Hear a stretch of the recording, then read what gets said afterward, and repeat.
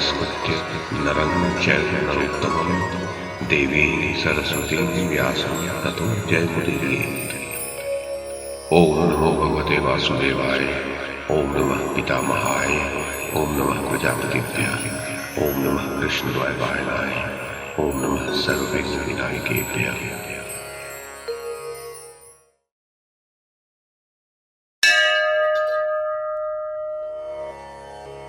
विशंपायन जी कहते हैं, जन्मेजय नारद जी ने कहा, भरत श्रेष्ठ, युधिष्ठिर, कर्ण के बाहुबल, प्रेम, इंद्रिय संयम तथा गुरु सेवा से भृगु श्रेष्ठ परशुराम जी बहुत संतुष्ट हुए थे। तदनंतर तपस्वी परशुराम ने तपस्या में लगे हुए कर्ण को शांत भाव से प्रयोग और उपसंहार विधि सहित संपूर्ण ब्रह्मास्त्र की विधि पूर्वक शिक्षा दी। ब्रह्मास्त्र का ज्ञान प्राप्त करके कर्ण परशुराम जी के आश्रम में प्रसन्नता पूर्वक रहने लगा।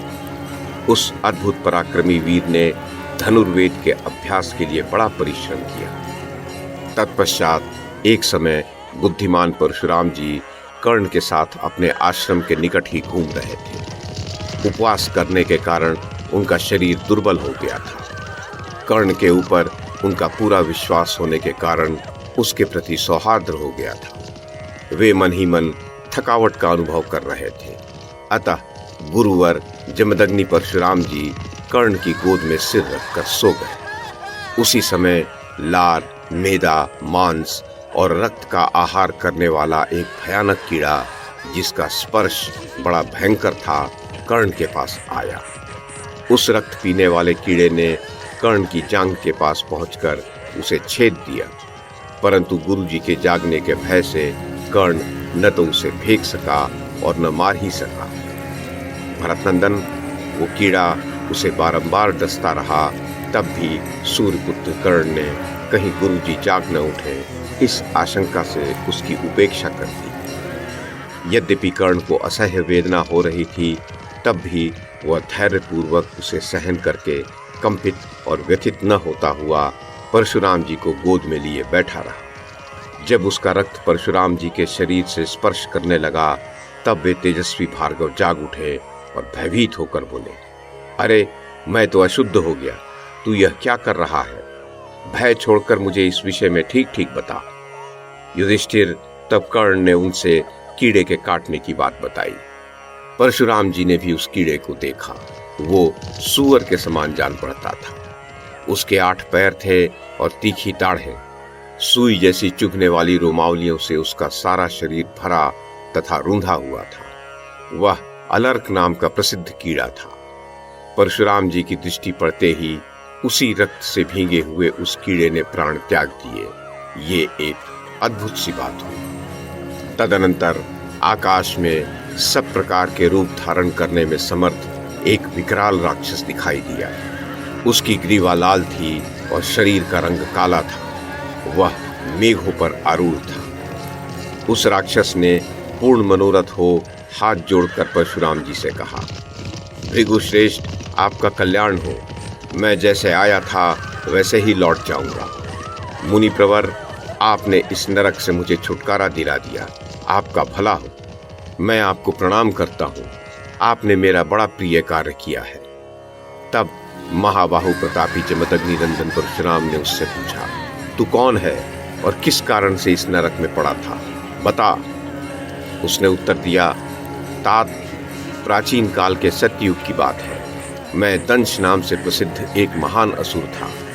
महर्षि भृगु के समान ही मेरी भी अवस्था रही। एक दिन मैंने भृगु की प्राण प्यारी पत्नी का बलपूर्वक अपहरण कर लिया। इससे महर्षि ने शाप दे दिया और मैं कीड़ा होकर इस पृथ्वी पर गिर पड़ा।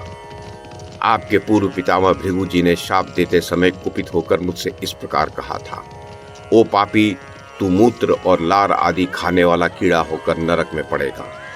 तब मैंने उनसे कहा, ब्रह्मण, इस शाप का अंत भी होना चाहिए।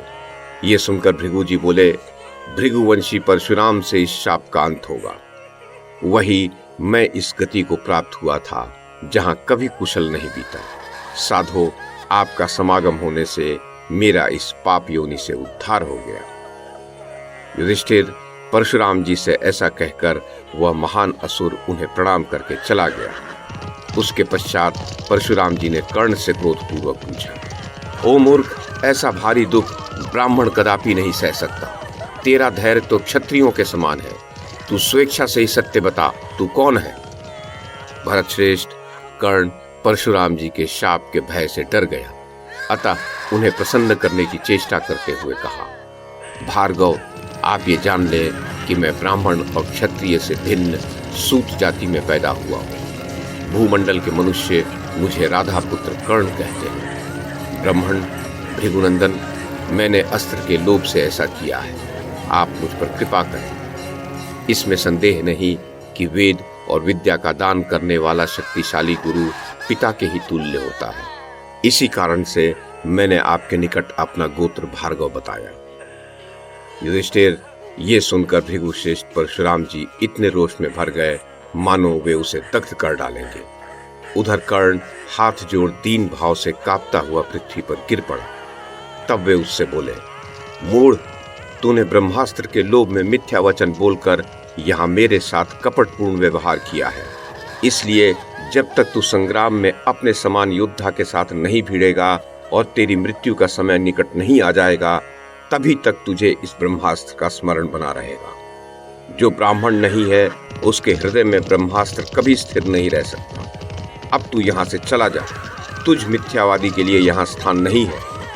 परंतु मेरे आशीर्वाद से इस भूतल का कोई भी क्षत्रिय युद्ध में तेरी समानता नहीं कर सकेगा। युधिष्ठिर, परशुराम जी के ऐसा कहने पर कर्ण उन्हें न्यायपूर्वक प्रणाम करके वहां से लौट आया और दुर्योधन के पास पहुंचकर बोला, मैंने सब अस्त्रों का ज्ञान प्राप्त कर लिया। इस प्रकार भार्गव नंदन परशुराम से ब्रह्मास्त्र पाकर कर्ण दुर्योधन के साथ आनंद पूर्वक रहने लगा।